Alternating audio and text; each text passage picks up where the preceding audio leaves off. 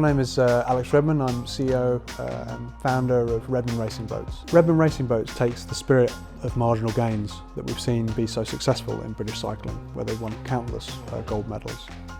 So why do we do that? We do that to tackle the technology gap between where the industry currently thinks it is and where our proposition says it can be.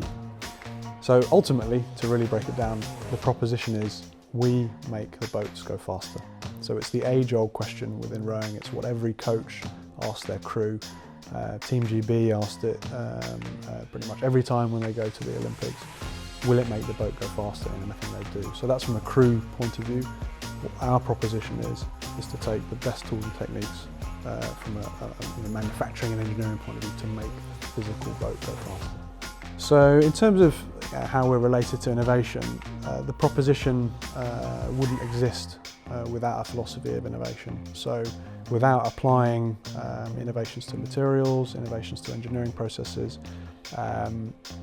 there's no way that we'd be able to do better than what the competition are already offering. So it's absolutely embedded in what we do.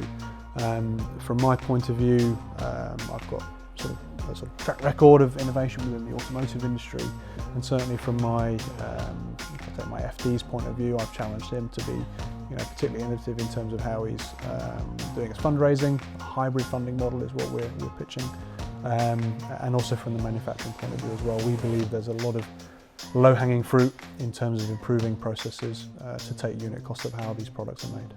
Without innovation, there's no way that I would be sitting here today. There's no way that I'd be pitching to the wonderful audience at Venturefest. My proposition throughout my whole career has been innovate or die. And I know that is a bit of a cliche, but it's important from a small company, even a startup, to the biggest corporate. Nowadays, because of the pace of technology, if you're not innovating in some way, however you interpret that, you're essentially moving backwards because everyone else is pushing further and further ahead.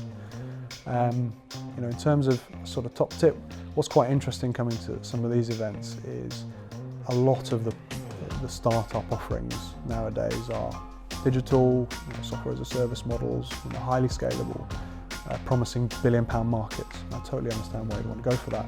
But at the same time, if you're pitching the same, you can kind of get lost in that as well. So maybe don't forget some of the other little niches that everyone else is missing. Maybe in older industries, that if you really know it inside out, you can be the one to disrupt that field. People should come and talk to me because what we're offering is really cool. As a first point, we are doing some quite clever stuff. I'm more than happy to open up some one-to-one discussions and disclose a little bit more about what we're up to and how we're doing it. In terms of what's our ask, clearly the obvious one is funding. So we're asking for 500,000 in 2019 and 1.2 million, something like that in about 2020. As I said, via a hybrid funding model. In terms of what kind of stakeholders are we looking for, somebody who is confident launching and mentoring startup hardware businesses. It is a slightly different skill set to a software business.